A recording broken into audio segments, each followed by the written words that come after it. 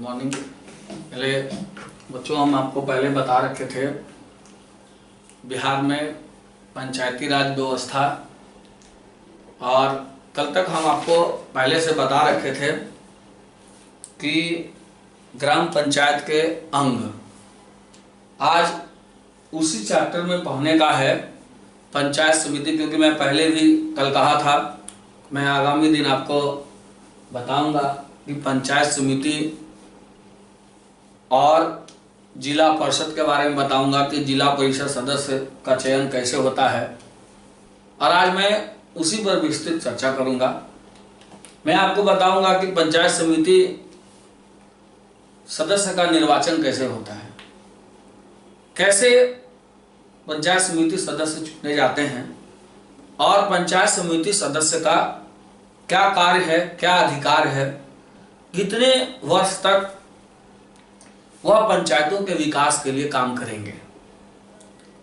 मैं उन्हीं पंचायती राज व्यवस्थाओं के अंतर्गत पंचायत समिति के बारे में आपको बताऊंगा। आपको हम पहले बताएंगे, यहां पे आप जान लें कि पंचायती राज व्यवस्था में पंचायत समिति जो होता है वह दूसरे या मध्य स्तर का सदस्य होता है, जिसको हम लोग पंचायत समिति कहते हैं। और यह जिला परिषद और ग्राम पंचायत के बीच की कड़ी होती है। यानी ग्राम पंचायत का सीधा संबंध जिला परिषद के बीचों बीच में मध्यम कड़ी के रूप में होता है। और आखिर पंचायत समिति सदस्य का जो निर्वाचन होगा वह कैसे होगा। जिस किसी भी पंचायतों में 5000 की आबादी होगी तो प्रत्येक 5000 की आबादी पर एक पंचायत समिति सदस्य चुने जाते हैं, जिसका सीधा चयन जनता अर्थात पंचायत के मतदाता अपने मतदान के जरिए पंचायत समिति सदस्य को चुनते हैं। आपको पता भी होगा कि वयस्क मताधिकार के अंतर्गत जिस व्यक्ति की आयु 18 वर्ष हो जाती है वह व्यक्ति अपने लिए अपने प्रतिनिधि का चयन करते हैं, और वही 18 वर्ष की उम्र वाले व्यक्ति जिनका नाम मतदाता सूची में अंकित होता है वही पंचायत समिति सदस्यों के लिए भी मतदान करते हैं, और वह अपने संबंधित पंचायत समिति क्षेत्र के पंचायत समिति सदस्य के लिए मतदान कर करके अपने लिए पंचायत समिति सदस्य का चयन करते हैं। अब यहां तक आप समझ गए होंगे कि पंचायत समिति सदस्य का जो चयन होगा, जो निर्वाचन होगा, वह प्रत्येक 5000 की आबादी पर एक व्यक्ति पंचायत समिति सदस्य चुना जाएगा, जो सीधा जनता के हाथों चुने जाएंगे।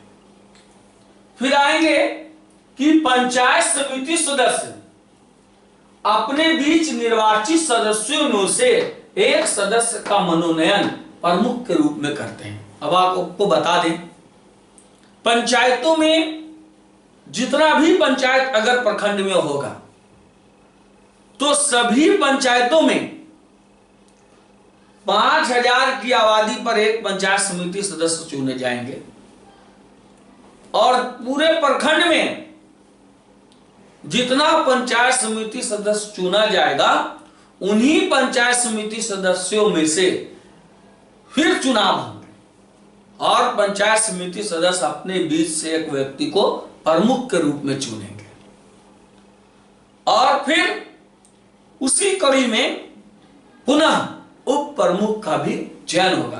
तो आप समझ गए होंगे कि प्रमुख कौन चुने जाएंगे, यानी पंचायत समिति सदस्य के जो विजित उम्मीदवार होंगे, जो जीतेंगे पंचायत समिति से, उन्हीं में से एक आदमी क्या होगा, प्रमुख होगा, और उन्हीं में से एक व्यक्ति क्या होगा, उप प्रमुख भी होगा। अब हम बात करेंगे कि आखिर पंचायत समिति में जो सदस्य प्रमुख बन जाएंगे, अब उनको कितना पावर होगा।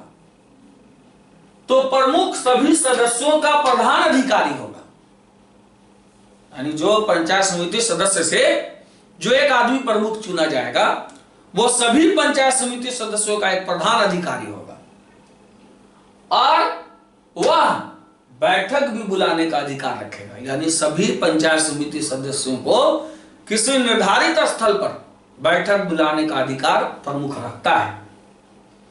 आपको यह पता होना चाहिए कि पंचायत समिति सदस्य का भी कार्यकाल 5 वर्ष का ही होता है। देखिए, मैंने आपको बताया कि प्रमुख जो होंगे वह पंचायत समिति सदस्यों के प्रमुख अधिकारी होंगे। फिर नेक्स्ट आता है प्रमुख प्रखंड विकास पदाधिकारी पर नियंत्रण रखता है। आपको पता होना चाहिए किसी भी ब्लॉक में अगर झंडोत्तोलन की बात आती है तो प्रखंड विकास पदाधिकारी ब्लॉक के मालिक होते हैं।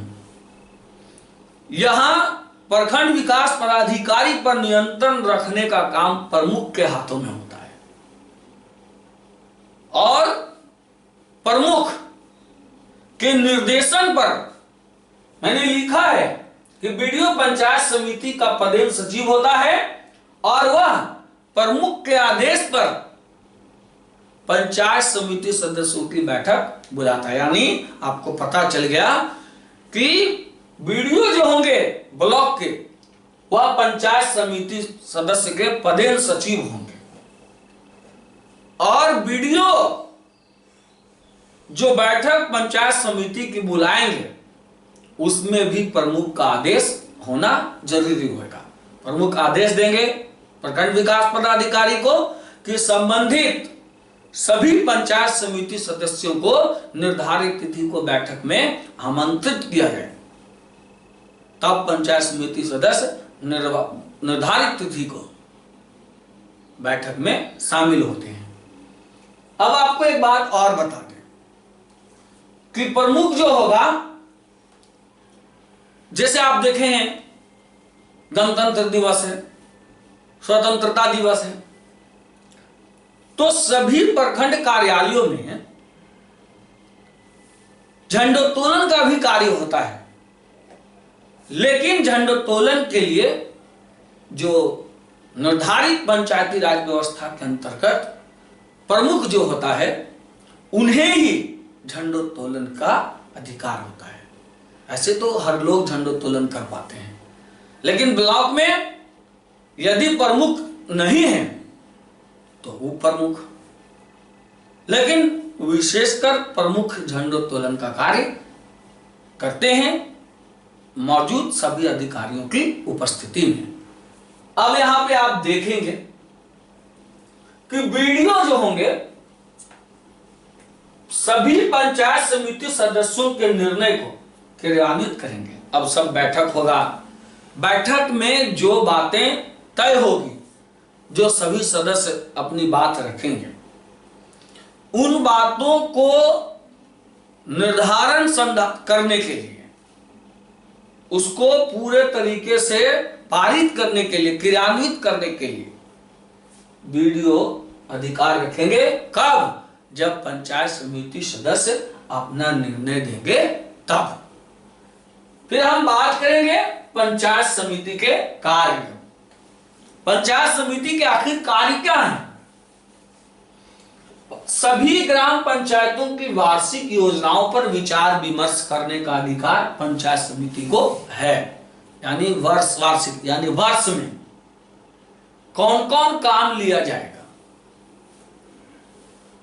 किस वर्ष कौन सा काम किया जाएगा।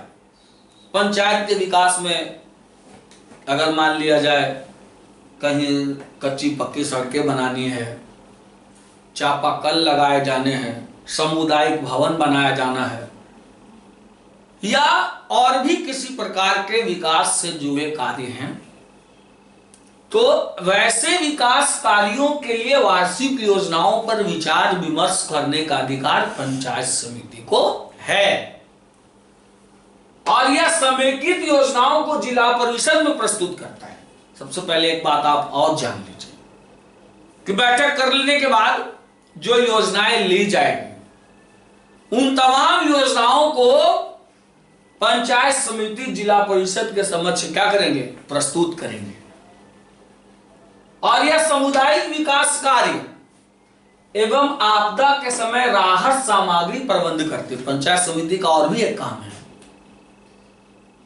उन कार्यों में सामुदायिक विकास, जैसे किसी समुदाय का विकास होना है, उसके अलावा आपदा, कोई आपदा आ गई, सुखाड़ है, बाढ़ है, सुनामी है, आंधी तूफान है, या कोई अन्य आपदाएं आ गई, तो वैसी स्थिति में पंचायत समिति का दायित्व है कि वह राहत सामग्री प्रबंध करे जिससे कि लोगों को राहत मिल सके। फिर हम नेक्स्ट कड़ी में जानेंगे जिला परिषद। जिला परिषद आखिर है कौन और इसके क्या कार्य हैं, जिला परिषद को कितना पावर है, उनके दायरे में कौन कौन आते हैं और इनका कार्यकाल कितने वर्ष का होगा। यहां पर आप जानेंगे जिला परिषद यह पंचायती राज व्यवस्था का तीसरा स्तर है। पंचायती राज व्यवस्था का जिला परिषद तीसरा स्तर है और 50,000 की आबादी पर, उधर पंचायत समिति के लिए 5,000 और जिला परिषद सदस्य के लिए 50,000। प्रत्येक 50,000 की आबादी पर एक व्यक्ति को जिला परिषद चुना जाएगा। इसको भी चुनने के लिए जनता क्या लेगी, हिस्सा लेगी। यानी जनता को यह अधिकार है कि वह मतदान करके अपने लिए जिला परिषद सदस्य को चुने। यहां भी आरक्षण की सुविधा है। मैंने कहा था कि जैसे 50% आरक्षण की बात अगर है, बिहार पंचायती राज व्यवस्था में सन 2006 में महिलाओं को 50% आरक्षण का प्रावधान है, तो वो आरक्षण के अलावा जातिगत आरक्षण भी जिला परिषद सदस्यों के लिए मान्य है। अनुसूचित जाति, जनजाति, अति पिछड़ी जाति या जितने भी प्रकार के जातिगत आरक्षण हैं वह भी जिला परिषद में मान्य है। जहां तक मैंने कहा कि यहां भी 50% महिलाओं को आरक्षण है। इसका कार्यकाल 5 वर्ष का होता है।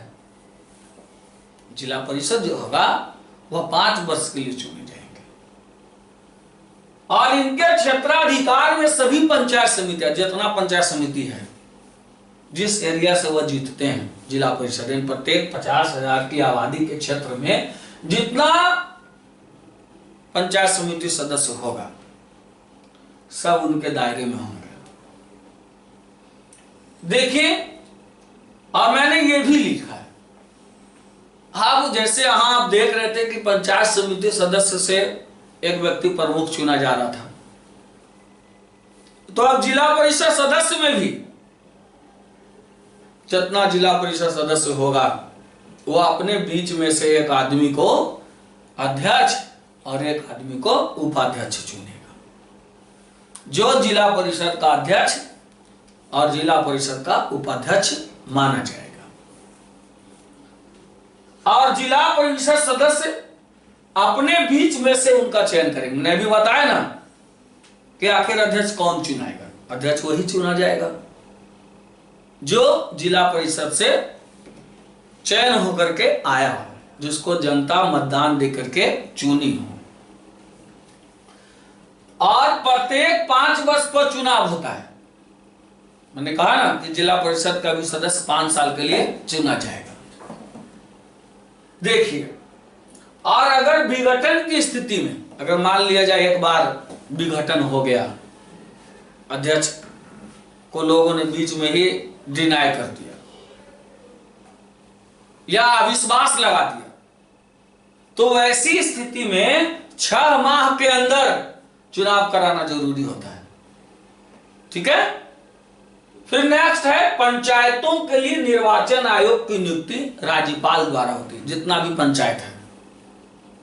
तो पंचायत में जो चुनाव होना है तो उसके लिए निर्वाचन आयोग की स्थापना होगी। उसके लिए एक सदस्य मनोनीत होंगे निर्वाचन आयोग के, जो अधिकारी होंगे, उसकी सीधी नियुक्ति राज्यपाल करेंगे। और पंचायतों में मतदान सही तरीके से हो, इसकी भी पूरी जिम्मेवारी राज्यपाल द्वारा मनोनीत पंचायतों के निर्वाचन आयोग की होगी। यहां भी 50% आरक्षण महिलाओं को प्राप्त होगा। आगे अब हम आपको अगले दिन हम जो इसकी कड़ी बची होगी हम उसके बारे में चर्चा करेंगे। Thank you.